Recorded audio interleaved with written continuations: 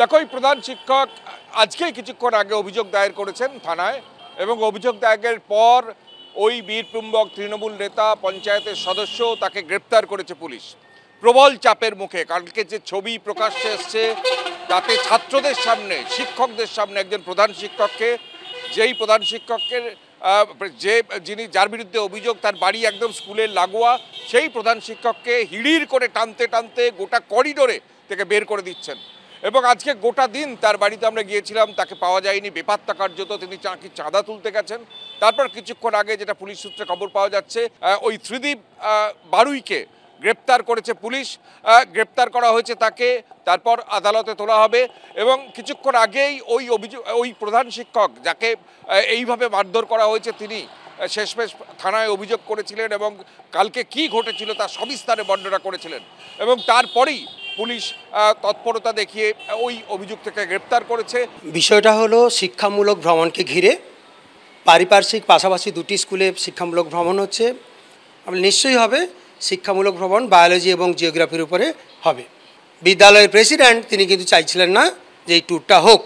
ট্যুরটা যদি হয় তাহলে নভেম্বর মাসে, কেন তার নিজস্ব কী স্বার্থ রয়েছে, ব্যক্তি স্বার্থ রয়েছে জানি না, ট্যুর সংক্রান্ত মিথ্যা কথা লিখে আমার সম্বন্ধে অভিযোগ করে তাঁরই সই প্রেসিডেন্ট আমাকে দিচ্ছেন, বলছেন রিসিভ করে দিন আমাকে।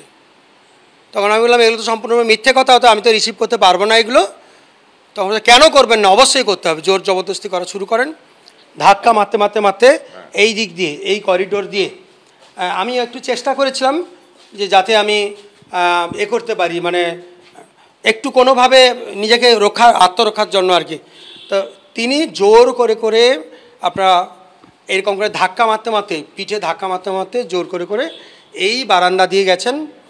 ওখানে কিন্তু তিনি করে ধাক্কা মেরে ওই রাস্তার উপরে এসডিপিও অফিসের সামনে তিনি করে দিয়ে এখানে গ্রিলটা লাগিয়ে দিলেন। স্যার আমাকে মারতে ছিল, আমি ঠেকাচ্ছিলাম। উনি হচ্ছেন বর্তমানে একটা ভবনের নামে টাকা তুলছে। সেই টাকা তুলতে গিয়ে উনি হচ্ছেন কোনো এমসির কোনো রিপোর্ট নেননি। তা আমি একটা রিসিপ্ট নিতে গেছিলাম, ক্লার্ক রিসিপ্টটা দেয়, কিন্তু ওনার কাছে রিসিপ্ট সিল আনতে যাওয়ার পর উনি কাগজটা মুড়ে ফেলে দেন। তারপরে আমি যখন তুলতে গিয়েছিলাম এবং আমি বললাম আমি সই করি, তখন উনি আমাকে ঠেলে দেন। সম্পূর্ণরূপে মিথ্যে কথা।